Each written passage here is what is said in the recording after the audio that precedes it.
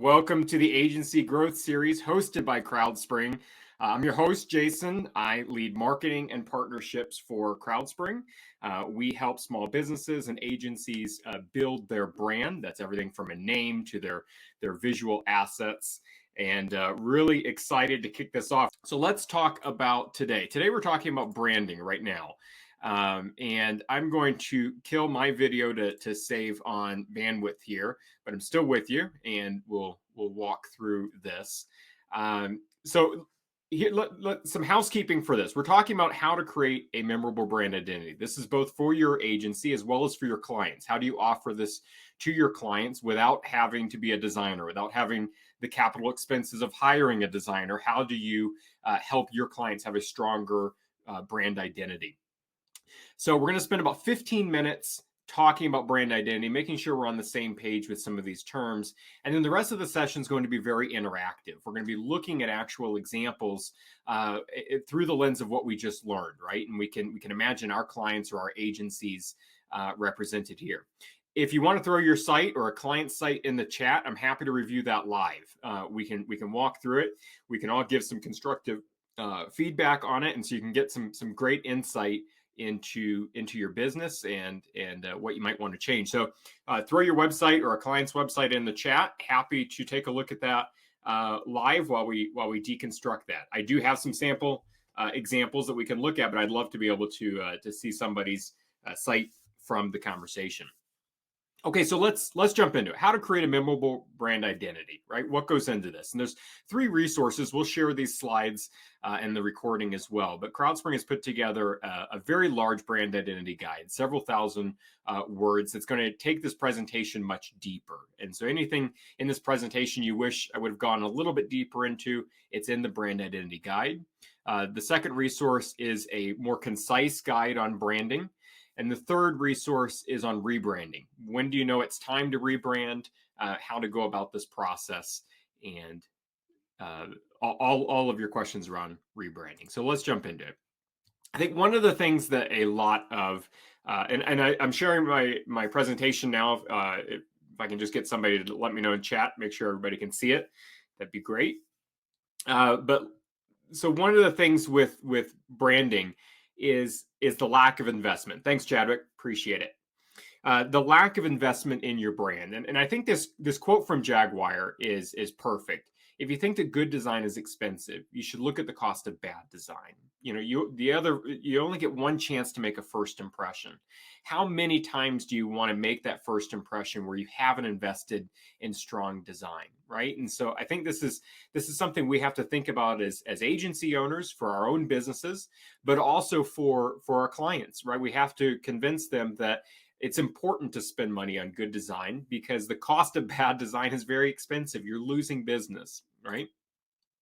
And this is what you're up against as an agency owner, trying to compete with other agencies. And this is what your clients are up against in their industry.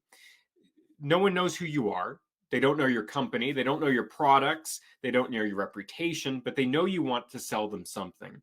And so that is a lot of pressure that we have to be able to address, right? And so this is what we're trying to do with branding, right?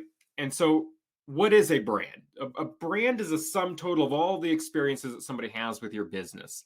A lot of people think a brand is simply a logo or simply a website. And if you ask them, do you have a brand? And they think, yes, I have a logo. That is a brand identity. That's the visual portion of your brand. But a brand is all of the experiences. So this is your return policy. This is how quickly you respond to emails. This is your customer service. This is the quality of the product that you deliver. This is all related to the brand, right? Now, the brand identity is what people can see. This is your logo, your website, your sales materials, your one sheets. This is everything that somebody can see as part of the brand identity. And I think this image of the iceberg really sums up the difference between a brand identity and a brand, right? If you look at this iceberg from the surface level, you're only seeing 10%. That's your visual brand identity. The rest of the brand you can't see, but it supports that brand identity, that visual brand, right? So everything we mentioned earlier, the customer service, the return policy, the way you dress, the way you communicate, that's all supported. That's all supporting your visual brand, what somebody can see. So when they see their logo, they immediately think of all of these other aspects to your brand that are unique to you. So brand image is how people are perceiving your brand, right? We want to make sure that we're cultivating this. We want to get feedback from clients. We want to direct them towards a specific way to think about our brand. So the perfect example for this is Starbucks. It's well known, right? If you see somebody walking down the street with a white cup and a green logo, you don't have to read it from 30, 50 feet away to realize that's a Starbucks cup, right? It's a powerful symbol that sums up all of the brand experiences, right? Hopefully in a positive way, right? But when you see that, you're thinking about, the consistency of the coffee, the smiling faces of the people behind the counter, the flavors for that season, right? All of these powerful emotions are coming through because of the symbol. And we process symbols 50, 60,000 times faster than text. So they're extremely powerful to communicate a lot of different facets of your business. And so Nike, obviously, when we see the Nike swoosh, we think of shoes or athletic wear. But there's a deeper meaning to this brand that's conveyed by this symbol, right? We're thinking about innovation and performance, fitness, lifestyle, fashion. These are all things we're thinking about, positive emotions that they've spent a lot of time cultivating around one symbol. So the important thing to realize, and the important thing I think to help explain to your clients, right, especially if they're small business owners that are trying to grow their business, is that every decision you make affects your brand. Every one. So how quickly you decide to answer the phone, the choice of text that you use on your website, the imagery that you use on your website, the return policy that you have, the level of service that you're delivering, and the quality of your product or service. Every decision you make is affecting your brand, and so we have to think about that. I think we've all been on a phone call where we're waiting for 20 minutes, and you keep hearing a recording that says your service, your patronage is very important to us. Please wait.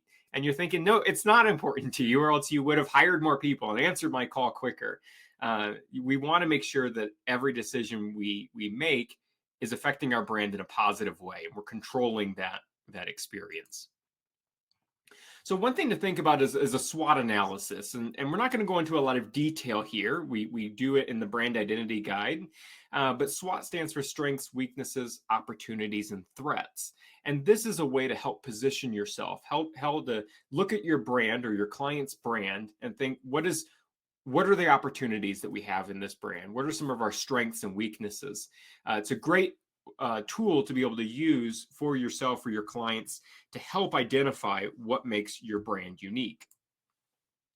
So here's a little bit more of the interactive. Well, before we get into the interactive portion, I want to make sure we're on the same page with the different brand elements, right? And so we're going to talk through about 5 of these different elements before we get into the interactive portion of this. So your brand needs to be memorable, right? We need to be able to stand out. If we're talking about the agency side of the business, there's thousands of agencies that are offering a similar service to you, at least a similar end result. We want to be able to stand out. We want to be memorable. We want to be able to have our different touch points that we have with clients through email and Facebook and ads. We want to make sure that all of these are cohesive and they're memorable, and they drive back to clients remembering the service that we offer.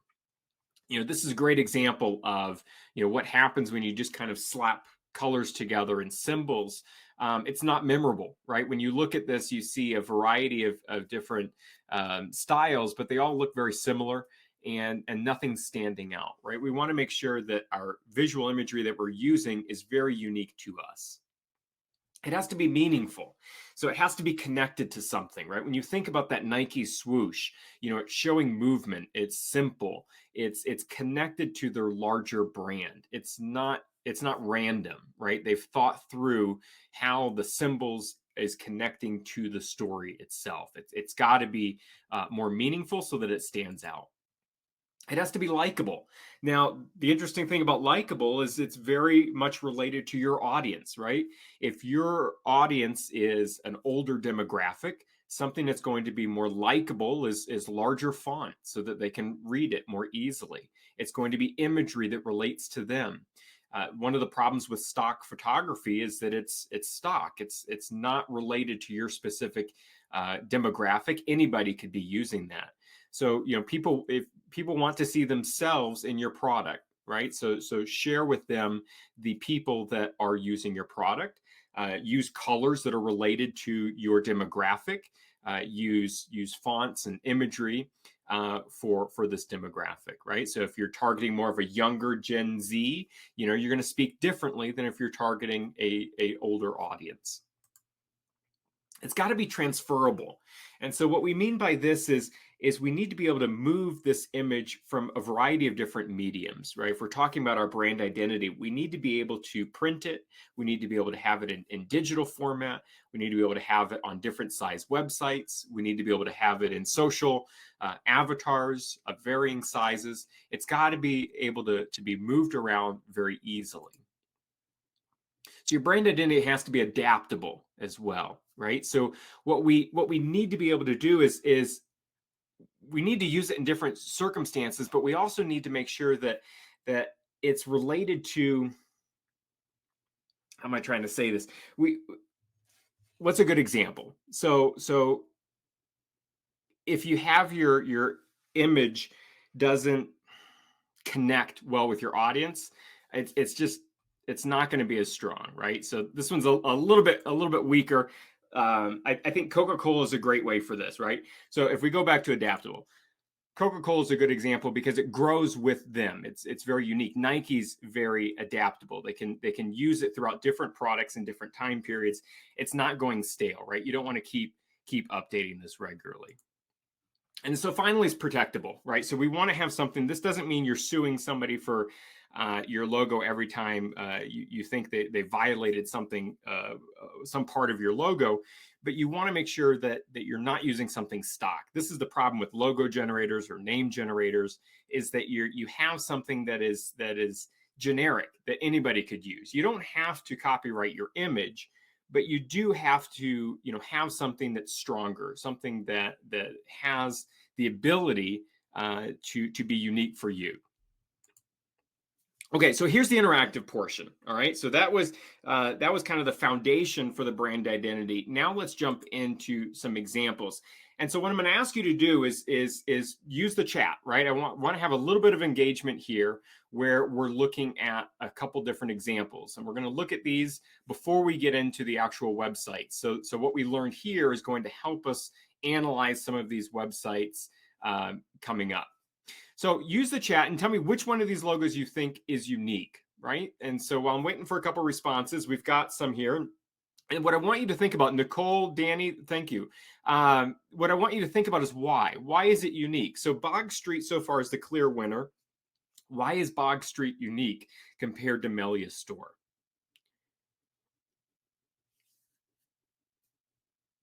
I'll give you a minute here to think through this. Take a look at the image. What makes it unique? What makes it interesting?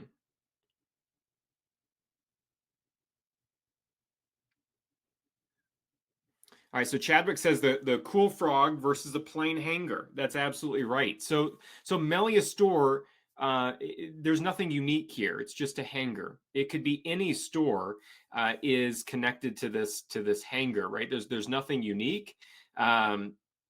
Peter says Melia is like an icon. Yep. So I think, Peter, what you might be saying is that it could just be used for anybody, right? And so you could replace Melia with anybody's store name. And so it's going to be very difficult to have some referrals generated from this where somebody says, I don't remember that store, but I remember their image was a hanger. I don't remember their name, but they had a hanger. That's not very specific. So one comment here, we can, the negative space shows a guitar and it has something to do with music. Absolutely. So what you don't know is that Bog Street sells guitar accessories, right? But what you can pick up on that is with the negative space. So it's a very custom image. You're not going to find this in a generated scenario. Absolutely. So Nicole says frogs can be found in bogs, and it makes it memorable. Absolutely. So it's a fun alliteration. It sounds fun.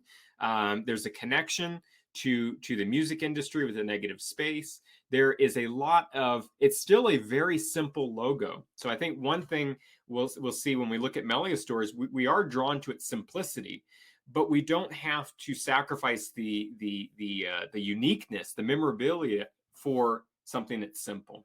And so I think Bog Street does that very nicely. Okay, let's look at another one. We've got 4 of these to look at, so let's keep the interaction going. Which of these logos is more versatile?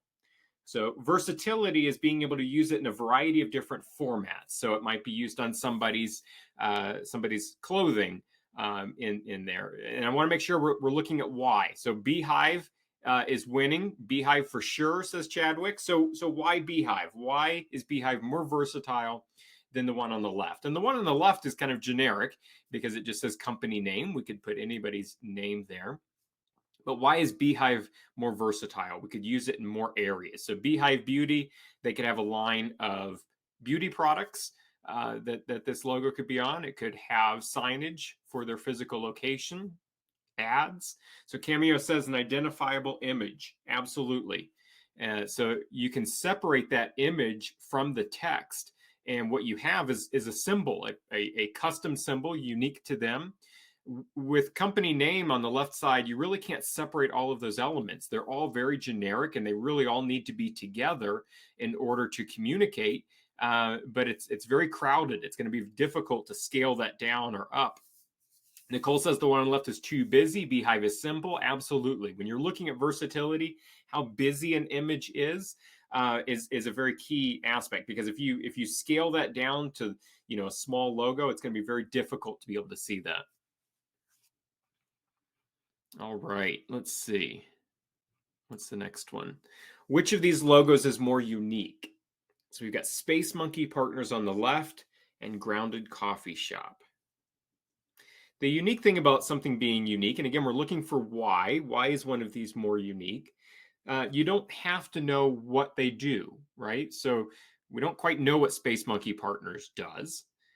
We do know what Grounded Coffee Shop is. It's very specific. Which of these logos is more unique?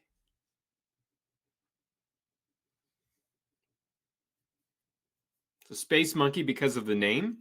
Okay, that's absolutely. So one thing to think about with your brand identity and your branding is start with the name. Do you have a unique name, or is it very generic? So if you told somebody, oh, I went to this great coffee shop, what was it? And you're thinking, I don't remember. It didn't stand out. It had a coffee mug and a very generic name.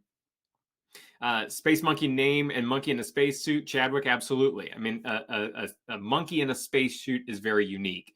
You might not know what Space Monkey does. You might not remember the name, but you can remember visual imagery that is very unique, that stands out, right? And so you don't have to be very literal with your imagery.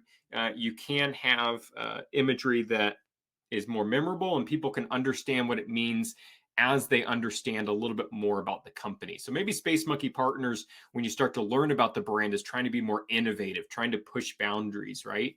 And you'll kind of learn that later, and the image will make a little bit more sense. Grounded Coffee Shop tries to explain everything right up front, but they do it in a way that is not very generic or very unique. We have another comment here from Space Monkey could relate to new adventures. Absolutely. So again, this is all part of that brand, right? You see the monkey is kind of looking forward. It's showing movement upwards and to the right. So it's showing kind of growth. A lot of different ways to be able to take a custom symbol and talk about your brand. Okay. All right, 2 more. Which logo uses color better? So color is very important. And again, we're looking for the why. Color is very important to how we make decisions. It's related to the foods that we purchase, the emotions that are stirred within us is all really related to color. And so we've got to think about this in our brand identity and our client's brand. when we're talking to them to help them understand, is the color driving the conversions? Is it getting people excited to learn more about the business? Does it match their brand? If you think back to that iceberg, remember the brand identity is everything you can see. That's what we're looking at here, but it's supported by the entire brand. Is we want to make sure these colors match that brand. So we've got a couple of comments. Guy next door has good contrast. Absolutely. So contrast is important. We want to be able to see, blue and white have some great contrast there. We want to have that definition, that separation to help certain elements stand out. Chadwick says it's hard to see the text on Serene. Absolutely. The color Serene, one, it's orange. So if you look at color palettes, orange is typically not a very serene color. It's used much more for adventure and for standing out and caution.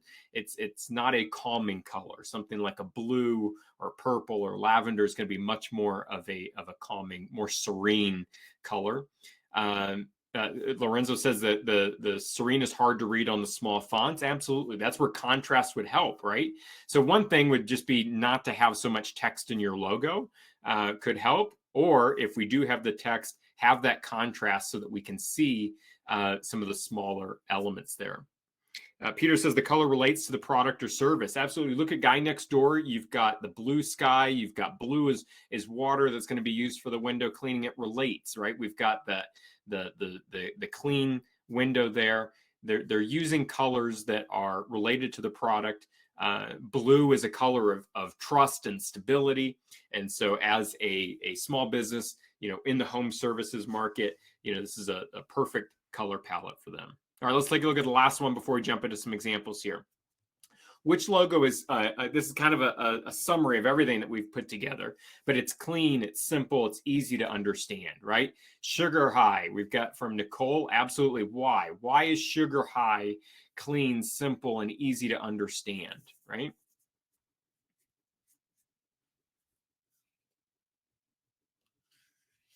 Peter sums it up, less is more, right? So we're able to process this image much quicker and understand what Sugar High does without spending a lot of time. Lorenzo, Stamped is too busy. Chad, too much is going on in Stamped. Absolutely.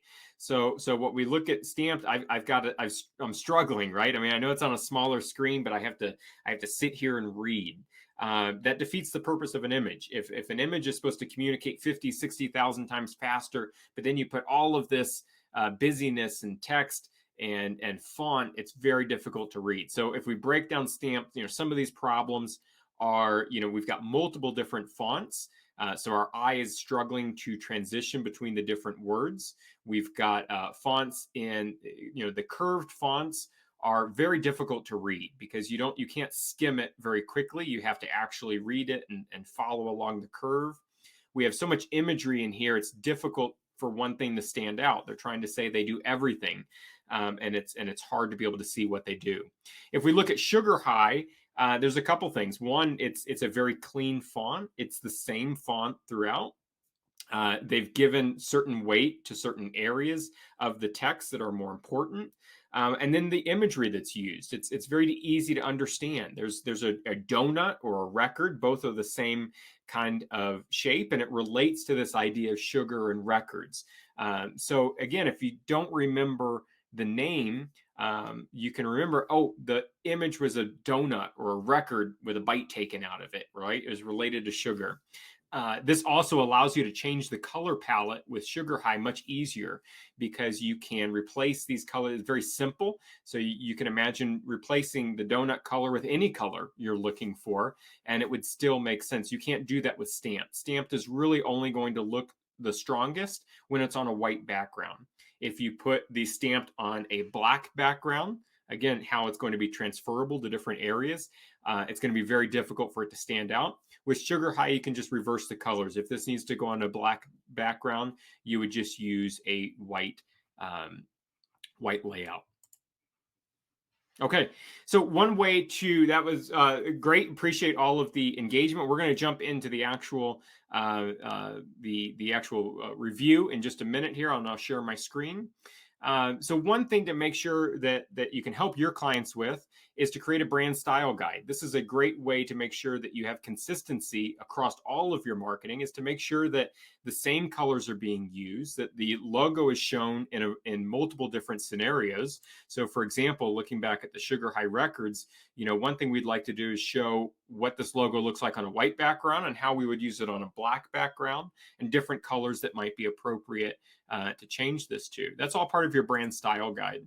And so it's important to have that nailed down so that you and your clients know exactly which colors to use and how to use them.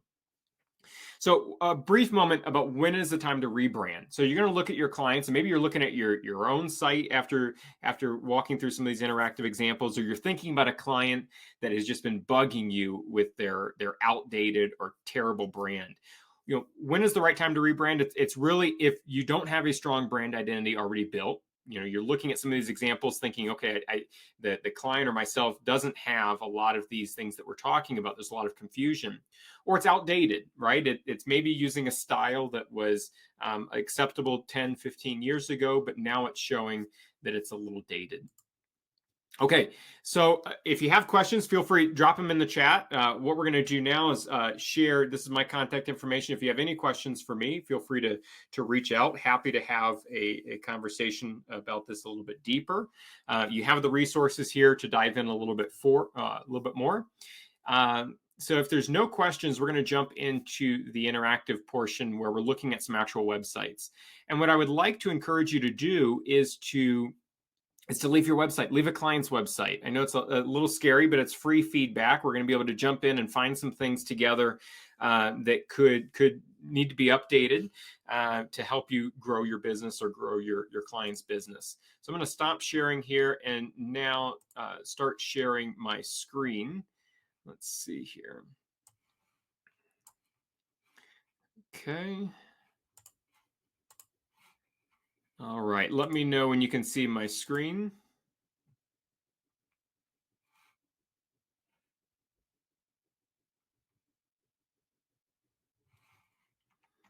All right, Nicole, appreciate you. Thanks, Peter. All right. So here is the first, and I just went on Clutch and found a few agency sites to take a look at here. So these are just public. And I want to spend a couple minutes kind of looking at each one of these, using what we just learned to walk through it. I'll scroll through a little bit so you kind of have an understanding about this group. So this is an agency we're looking at. Okay, so what are some of these things that we just learned that could be done better here? What are some of the elements? Just throw them in chat.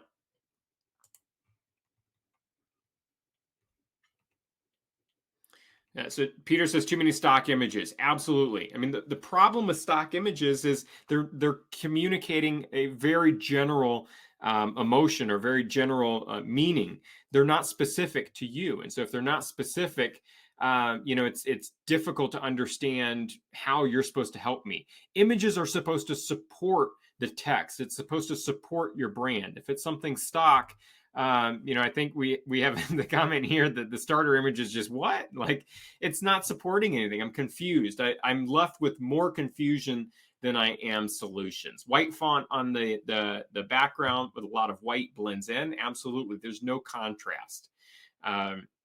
One thing I'll point out here, logo's hard to read. Absolutely. So, this is going back to that idea of transferability and making something smaller in this space. It loses, all of it. It looks much more like the stamped patio solutions, right? Where when you scale it down, you can't understand. If I looked closely, it looks very generic, but it's difficult to see.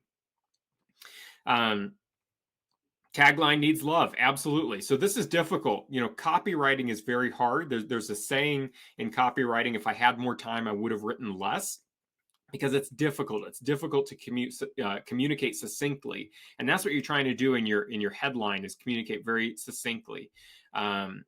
So Core Money Engine, Pittsburgh, PA, it's not talking to me. It's not telling me the benefit. The person's giving you the back. Absolutely, Peter. I mean, again, this is a stock image, but how many more stock images would be appropriate with somebody looking at you? That's incredibly important to be able to see a smiling face. Has been proven to help with conversions. Okay. So this was a good one to start with. There's a lot going on just in this top image that we've identified. We've got another comment. It shows a problem versus showing a solution. Absolutely. We want to be able to have the solution. Thanks, Andrew. Appreciate that. You distracted me with all your fire icons there.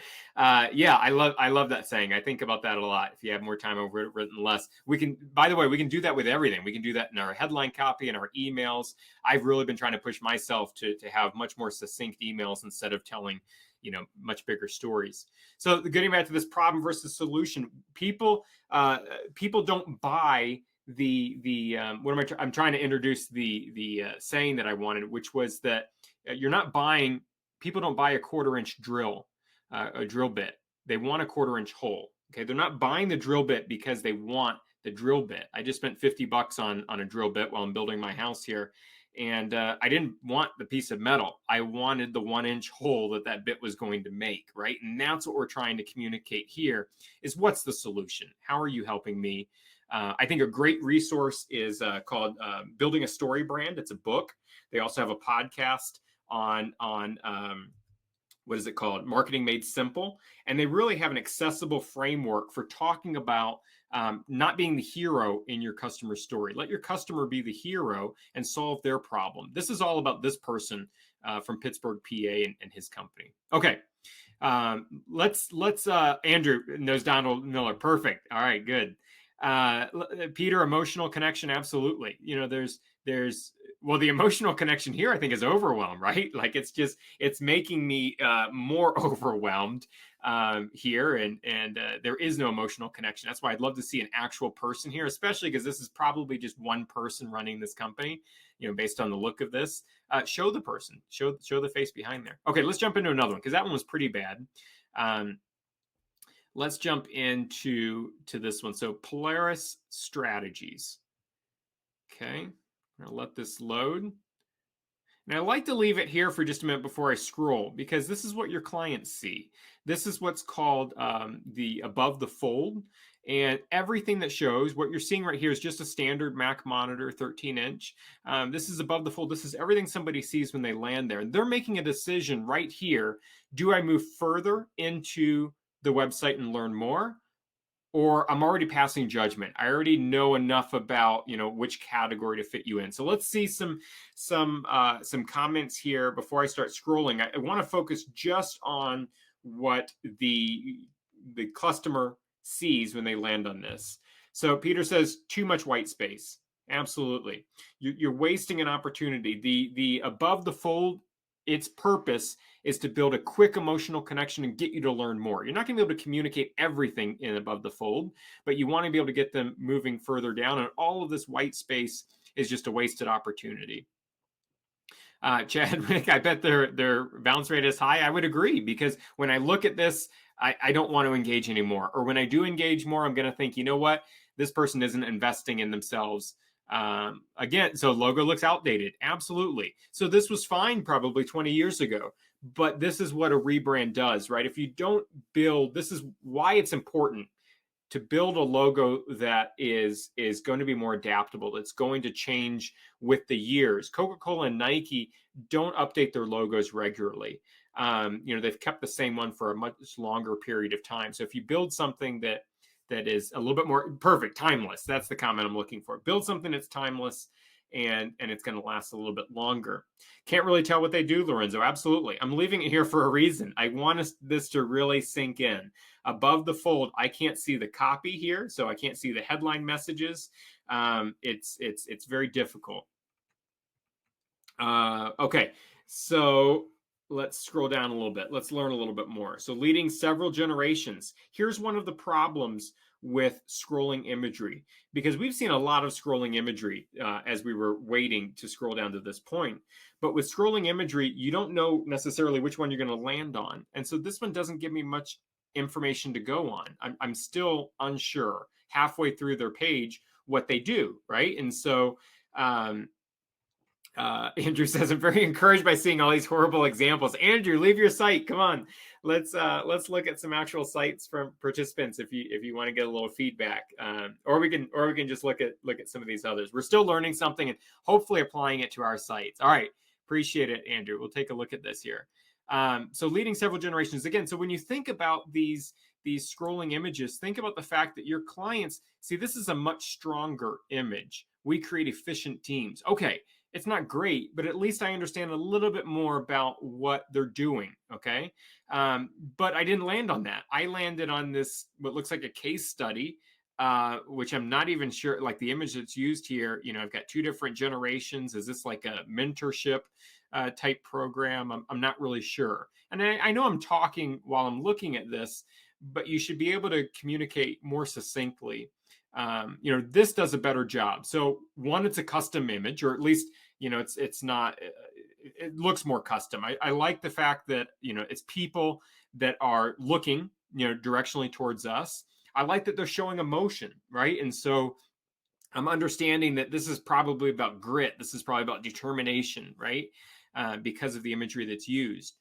They're in fatigues. They're all well, fit guys. So this could be a military connection, right? But again, I'm struggling to understand exactly, what. So want to become stronger, more efficient, effective leader. That's not very strong. Why am I going to contact you? So this is something that we want to look at within our sites is when we ask for a call to action, contact us now. Why? What am I going to get out of that? Because we've been conditioned to say, okay, we'll either give you a burner email because we do want to see kind of what you have that you're gating, or we'll contact you, but it's with a lot of trepidation, and we shouldn't have that much confusion about what we're going to get by contacting you, right? Make this much cleaner. Go from a level 2 leader to a level 3 leader with these 5 tips, right? That's still not great, but it's very clear about what I'm going to get for a lead generation. Or contact us now. Is it, what am I going to get for a 15-minute maybe consultation or something like that? Latest news, again, all stock photos, and stock photos can be fine in places like blog posts, but make sure that they have the same kind of style. We've got a very different style here. We've got an actual image. We've got something that is trying to be custom, but looks like it was, created by a kid in Microsoft Paint.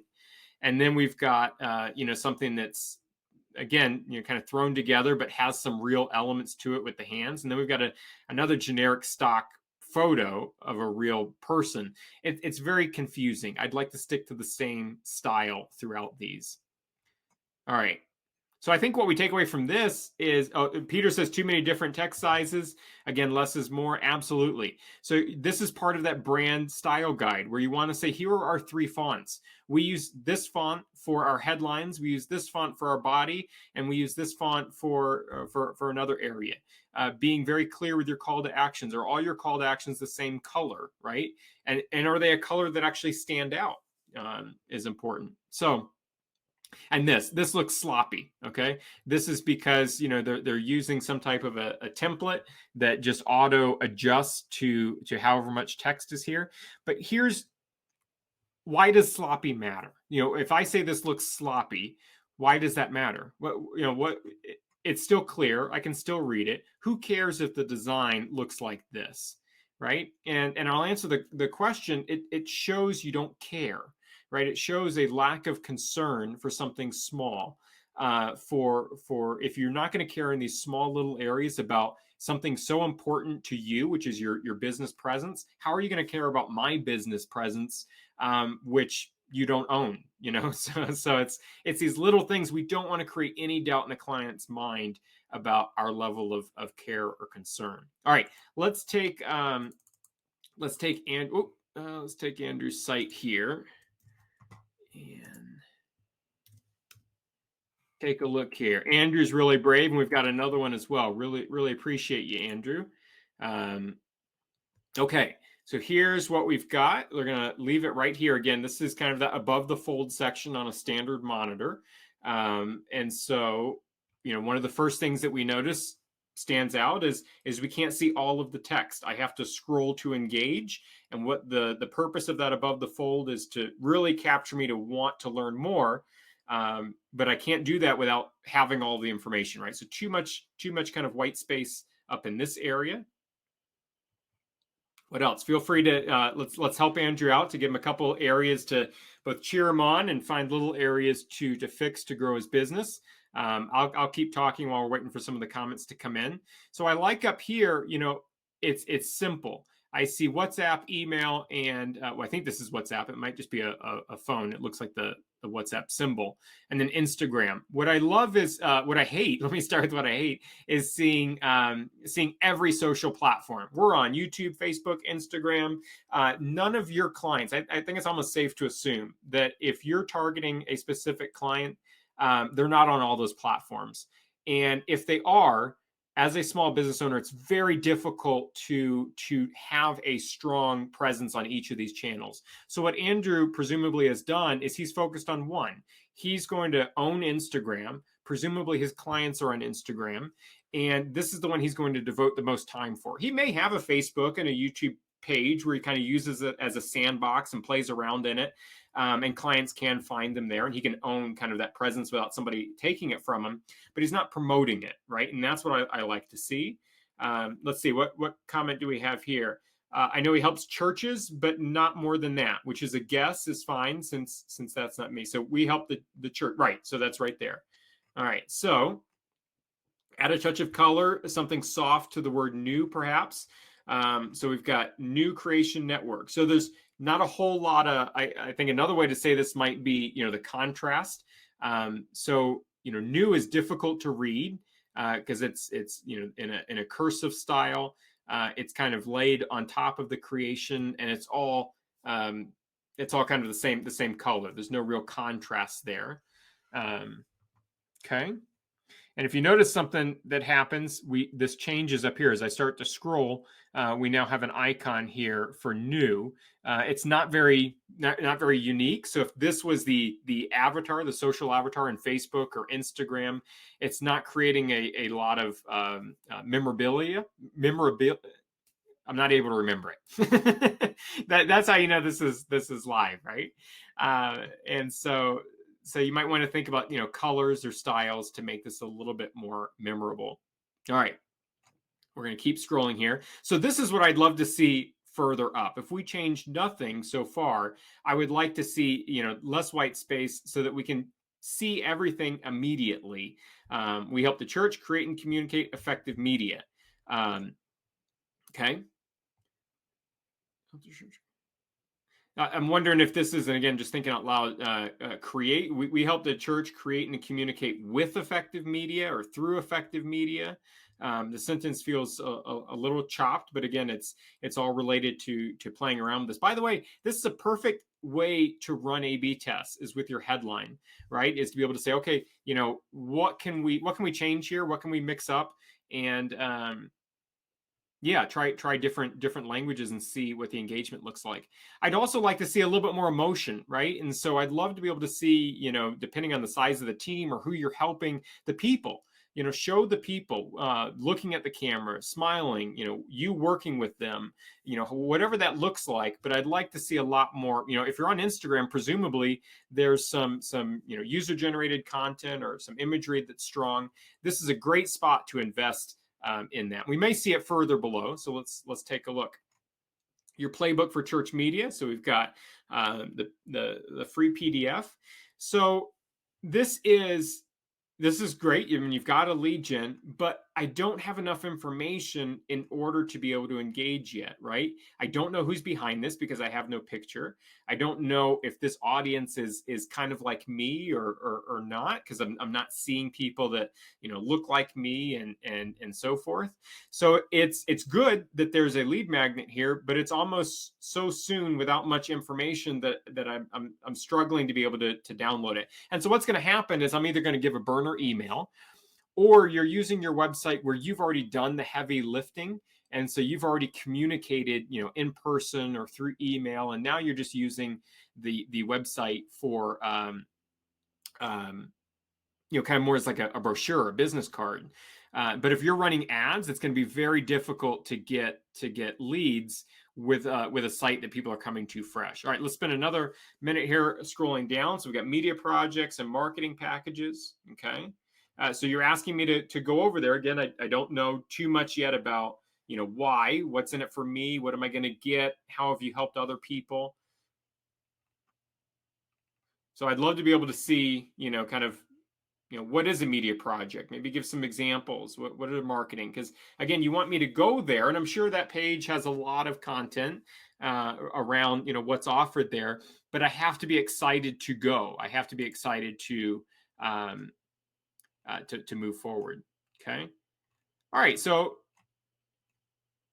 I appreciate everybody.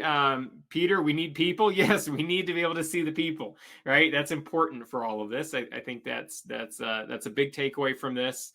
One thing I always look at, I like to scroll down right to the bottom right away to kind of see, who's behind the company, who owns it, or some of the other details, because there's less marketing in a footer as opposed to up top. One thing I always look at is the copyright. Don't forget to update your copyrights, because if it's 2 years old, sometimes people wonder, is this company still in business? It's something to forget, but make sure you put a reminder on your calendar to take a look at that. I would like to see color in those squares to help them stand out more, even if it rollover. Yeah, absolutely. That was a comment that these squares kind of, well, there's just not much information here, but yes, some color could help these pop a little bit more to separate them. But I definitely like to see more there. Okay, we've got another site from the group here. Let's see.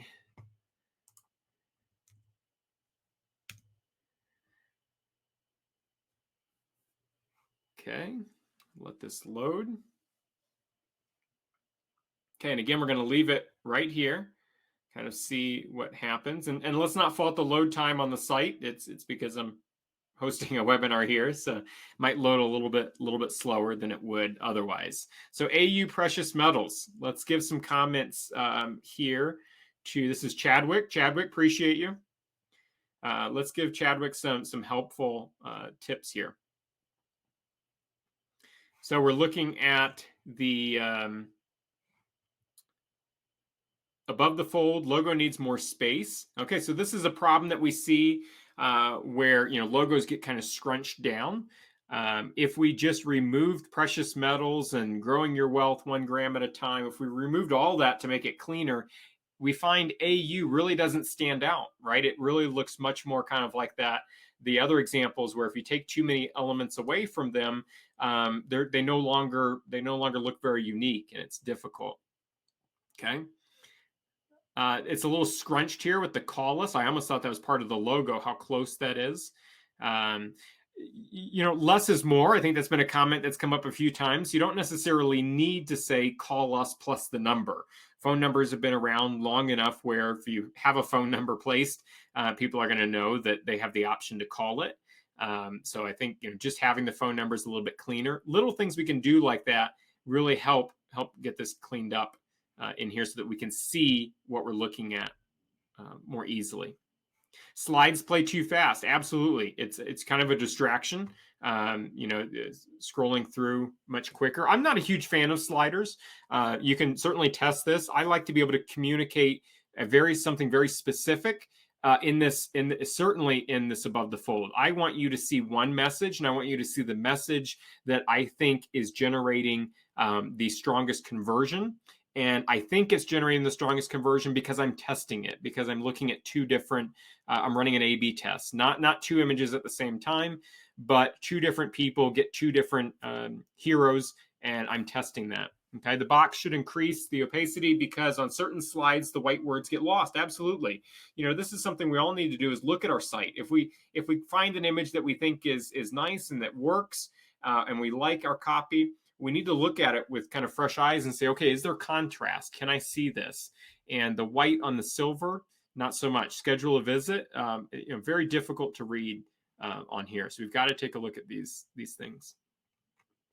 hero slider in general are overused in my opinion. I agree, Peter. I think certainly as a hero, if you want to experiment and play around with sliders further down the page, this is your one chance to grab somebody and really control the message. When somebody starts clicking through your site, going to all of these sub pages, it's harder to control what they're seeing. This is one of the few places where if somebody comes to your homepage, which is your most popular, they're going to read this section here. They have to. It's what loads first. So I like to really be able to control what is seen there. Okay, let's scroll through a little bit more. We melt and assay your metals in-house, which means more money for you. Okay, so one thing is, assay, maybe I'm just out of it. I don't know what assay means. Now, for this industry, maybe that's fine, depending on your audience, right? So we want to use language. It's fine if I'm not your customer and I don't know what the copy says. That's perfectly acceptable. You're not talking to me. But we want to make sure this is a good example that we're communicating in the language that our customer uses. So if I am your customer and I don't know what some of these words mean, it's going to be a little off-putting, right?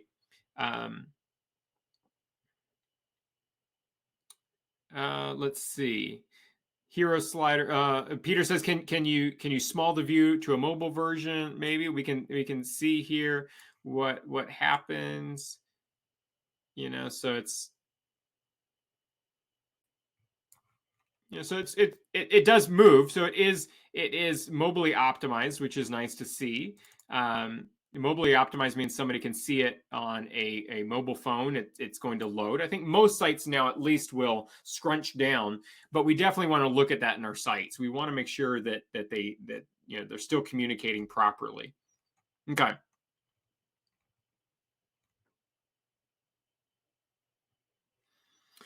So some things we could do here is it's very transactional. Everything here is there's not a lot of emotion, and maybe that's fine for this industry, but you want to think, is there places we buy and engage based on emotion, right? Things that we like, things that we aspire for, so I think that's important. This, you want to make sure that it looks similar. I don't want hanging words, so you want to make sure that your words are ending on the same line. We want to make sure that we have a similar amount of content. It doesn't have to be the exact number of words, but when we have this up and down variation, it's very difficult for us to kind of scan through. And again, going back to the copywriting comment, we want to make sure that we're communicating less so that we can actually communicate more. And the reason why we're communicating more is because people are actually reading it. I feel overwhelmed. I don't want to read all of this. Okay. This is nice. So 1, 2, 3, 4 is kind of a very quick summary. I would just make this a lot smaller underneath here. Let's keep the comments coming. Let's help everybody out here that's been brave enough to submit a site. More metals you collect, the more money you make. Okay, so there's an option to sell. So testimonials, it's fine to have user-generated testimonials that just populate automatically. I would like to see multiple testimonials at once. Again, don't make me do the work of scrolling through. I would rather see actual people with nice photos and their name than these avatars. When you start to see avatars, frankly, I'd just rather not see any avatar. I'd like to just see the name, because it's making me think that this is just made up, right? And we don't want that assumption. We don't want any doubt that these are real testimonials. So they sound nice, but you have a name, and it's fine. Just have a last name initial. I'd probably remove the avatar if you're not going to have an image of the person, and show a couple at once so that I don't have to do the work to learn more. All of the imagery is very, very stock. And maybe that's fine for this industry. One great thing to do is to look at a lot of competitors, right? So what's Peter Schiff doing in this space? How does Gold Money look compared to this site? What imagery is somebody that is also successful using in theirs? So I think that's important, is to do that research, not necessarily to copy them, but to say, okay, what's one way to take something that maybe doesn't have emotion in it, and how do we inject that? What are some ideas, right? So this image looks confusing. I get what's trying to happen. We're trying to show gold, silver, platinum, all of these different materials, but they're all different. It's a very confusing image. We've got some finished material. We've got bars. We've got a very close up look. We've got raw material. It's kind of all over the place. It's confusing, not very succinct. And now we have shop. When I see this, I think of kind of a very stock site that is using a standard call to action button, and the image isn't thought of for this space. And the reason why it's not thought of is you don't have the right contrast with these areas. There's it's overlaid on top of this image, which doesn't look great. So it doesn't look like it's for this space. You also have these two are left justified and this one's center. Again, it just shows a slight amount of lack of concern.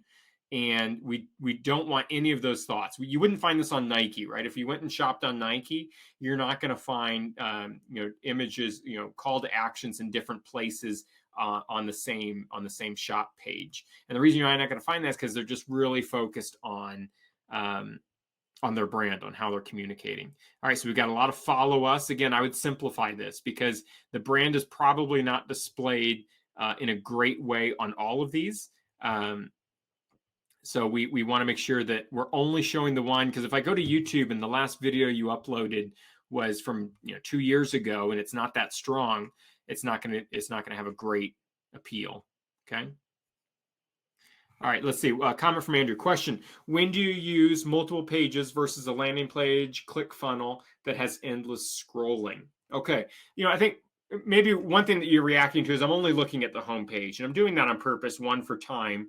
Two, because we want to get enough information from the homepage to actually encourage us to look at all of the other aspects of the site. So I think to answer part of that,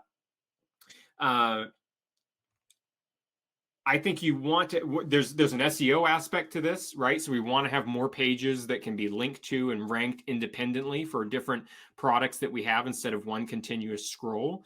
So it's going to be kind of industry specific and how many products that you have that you're trying to drive links to, or different services. The other aspect, I like to be able to take somebody to a page. My view of the homepage is to communicate trust, communicate authority, communicate intrigue, to then drive you to the pages that make the most sense. So if you look at this example, there's multiple different, I may have, a raw material that I'm trying to sell to you versus trying to sell you my grandmother's heirlooms that I don't want. So I think we want to be able to communicate some of those broad principles and then drive them to specific areas where we can talk very specifically, to somebody who has raw material versus somebody who has an heirloom. It's going to be a very different communication style that I don't think you can communicate effectively on one page. So I think it really depends on how many products you have. The U, let's see, the U in the logo almost disappears with the BG color in the footer. Let's scroll to the footer. Absolutely, right? So this is that transferability that we talked about. It doesn't transfer well to a variety of backgrounds, or the simple solution is just to change your background color here. But yeah, it's a complicated logo, and there's nothing here that's very unique nor stands on its own. So you can't just take the AU and the saying away and leave precious metals. That's not helpful. Very generic. The font is not very unique. The AU is not very unique and exciting. Growing your wealth 1 gram at a time is cute, but it complicates the logo. And the other thing I'd push back on is to say, is this saying universal for all of your client engagements, right? So purchasing, if the goal is to purchase jewelry, that might be a little bit different than selling off raw material. I'm just thinking out loud. I'm not a big fan of putting your slogan inside of your logo, I think is what I'm getting at here. Okay. All right.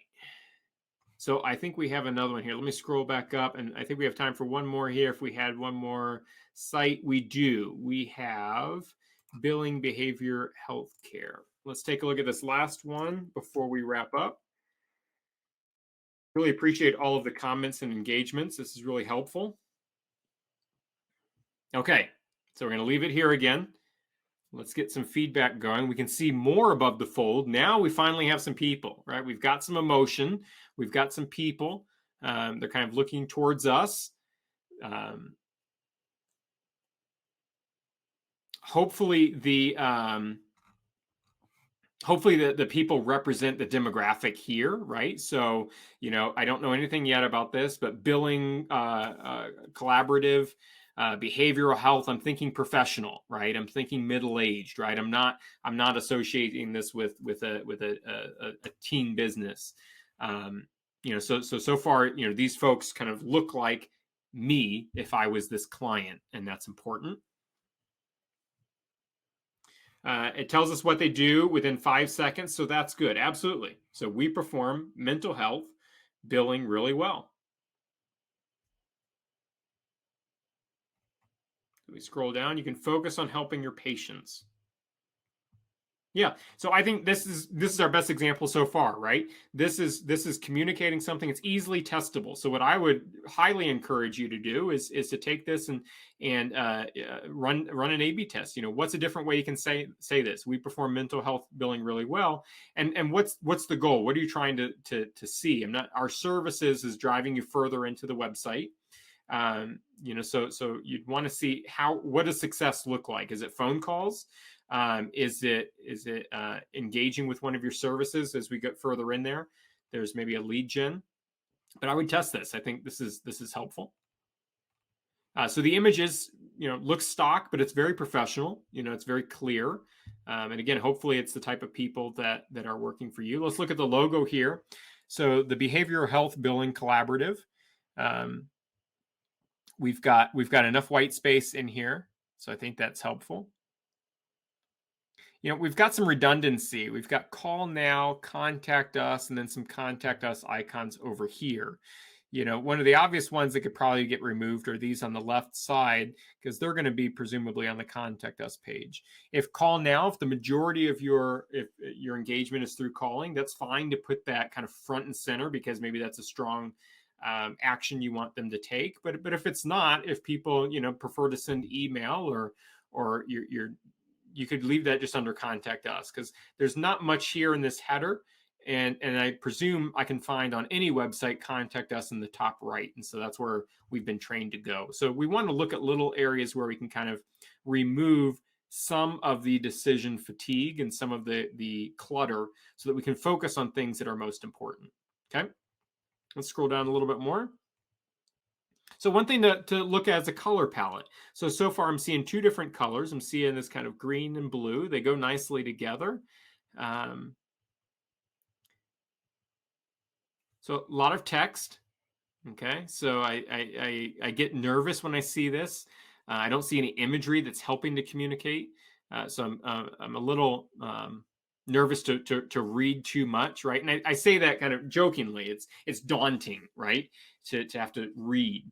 So we want to be able to make people skim. I think the goal of a homepage is to kind of provide enough information to get them to read more in another area where we can go a little bit deeper.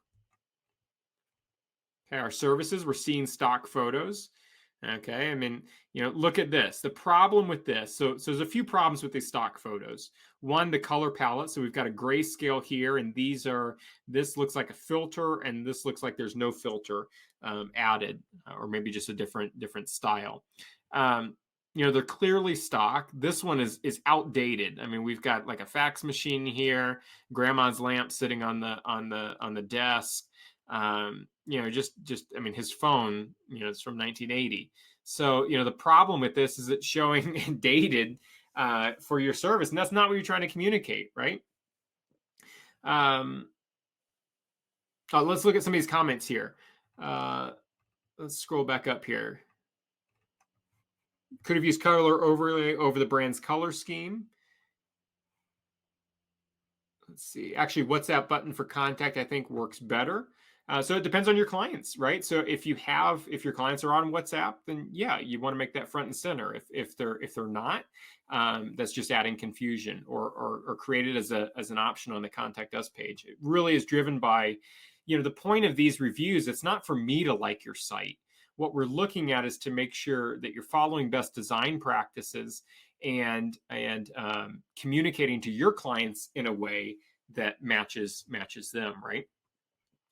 So Cameo says all is above the fold, but the top of Jason's window has an extra row. I don't quite know, Cameo, what you mean by that. If you want to give me a little bit more detail, maybe it's something in the screen sharing process here. But yeah, I like that. Everything's above the fold. We can immediately see what's going on here. Okay. Let's see. So let's scroll down towards the bottom here as we're wrapping up. So we talked about the stock photography. Yeah, this is just a great place to show somebody mentioned earlier, show the solution, show the emotion, right? Show your people, show what it takes to engage with your company. What's the end result? How do you feel after engaging with them? Right. So, this is, this is pretty bad here. So, we're just showing dollar bills and it's cheesy stock photography. Okay. So the other thing here is, so these images are actually distracting. If you've noticed, I've been harping on the images because they draw my eyes so quick. I haven't actually read what's below them. And so this is difficult. We want to make sure that images don't detract from what we're trying to say. We want to make sure that that they support, charge entry. How is this image related to charge entry? How is this related to referral tracking? This looks like pre-intake insurance verification, right? Sitting with somebody before you go into your appointment, right? We want to make sure that we're, and this is why stock photography is so hard for websites, is because we're not able to find exactly what we're looking for these areas. And that's why we really want to look for, custom ways to be able to show this information. Okay, so I like the color palette throughout. There's a nice simple color palette. Finally, we get a picture that looks more real, right? We've got a smiling person. I can't help but smile when I see these folks.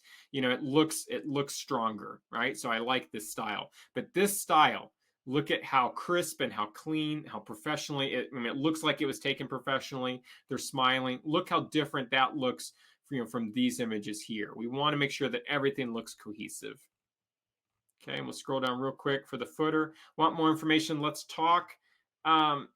Maybe in this environment, it's not that strong. I don't know what we're talking about. I don't know, how long the conversation is or what you're going to help with or something like that. But maybe it's fine for this industry. I definitely experiment with, giving more information on what you're able to do on a conversation. Yeah, get a quote maybe. Is one of the conversations here. So is that what we're talking about? Like let's create a custom quote. Let's create a custom plan. Let's think about what you actually need for your services, because there's a lot of services up here. I don't know if you're going to need all of these at once. Maybe people come in for one or the other. Peter says too many call to actions. Absolutely. It's learn more, learn more, learn more. It's trying to get you to engage with each of these. Yeah. Okay. All right. Well, hopefully that was helpful.